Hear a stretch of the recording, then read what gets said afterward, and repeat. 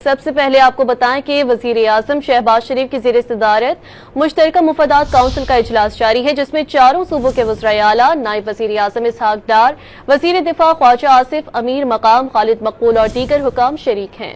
इजलास में 5 नकाती एजेंडे पर गौर किया जा रहा है, जिसमें सर फहरिस्त कैनाल मंसूबे पर सिंध हुकूमत का एजेंडा आइटम है। इस बारे में जानते हैं डॉट न्यूज़ के चीफ रिपोर्टर सनाउल्लाह से। जी सनाउल्लाह, क्या तफसीलात हैं इस हवाले से आपके पास? देखें, इजलास जारी है और इजलास एक घंटा ताख़ीर से शुरू है। उसकी वजह यह थी कि वज़ीर आला KP, क्योंकि 7 बजे टाइम था, वो तकरीबन 8 बजे पहुँचे हैं और इजलास फिर उनके आने के बाद शुरू हुआ है।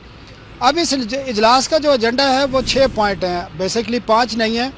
और मुख्तलिफ सालाना रिपोर्ट्स के अलावा जो सबसे अहम एजेंडा है, आपको याद होगा कि 2 रोज़ कबल जब बिलावल भुट्टो और शहबाज शरीफ की मुलाकात हुई थी और वज़ीर आज़म ने एक स्टेटमेंट दी थी, उस स्टेटमेंट को इस एजेंडे में शामिल किया गया है।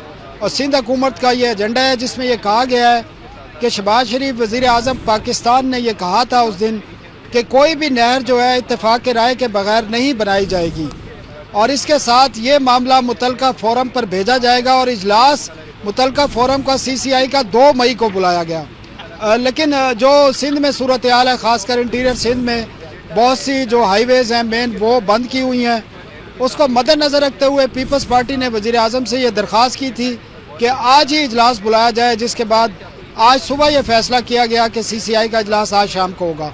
अब इस इजलास का जो डिस्कशन की जा रही है बुनियादी तौर पर कि ये जो 6 नहरें हैं, जिसमें 2 नहरें पंजाब में हैं, 2 सिंध में हैं, एक KP में और एक बलोचिस्तान में है, तो इन नहरों की बुनियादी तौर पर जो हकीकत है ये बताया गया इजलास में कि किसी फोरम पर इन प्रोजेक्ट की मंजूरी अभी तक नहीं हुई है और प्रोजेक्ट की मंजूरी का इख्तियार एक्नेक को है।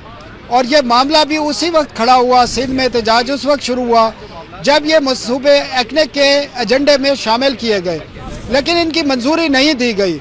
CCI बुनियादी तौर पर सिंध की आवाम को जो एहतजाज बैठे हैं उनको ये मैसेज देना है कि उनकी मशावरत के बगैर और उनकी रज़ा के बगैर ये मंसूबे शुरू नहीं किए जाएंगे। लेकिन सिंध की आवाम जो एहतजाज के लिए बैठे हैं उनका ये मौक़िफ़ है, इस बारे में CCI बाकायदा तौर पर तहरीरी तौर पर एक नोटिफिकेशन के ज़रिए उनको आगाह करे कि ये मंसूबे ख़त्म कर दिए गए हैं। तो CCI ने बुनियादी तौर पर डिसाइड करना है कि ये मंसूबे ख़त्म किए जा रहे हैं या इनको डेफर किया जा रहा है या इस पर कोई कमेटी बनाई जा रही है। अब ये फ़ैसला होना है और ये फ़ैसला वो जो अवाम एहतजाज के लिए बैठी हैं उनकी जो रिकमेंडेशन है उसके मुताबिक किया जाएगा। जी ठीक है, बहुत शुक्रिया सनाउल्लाह खान।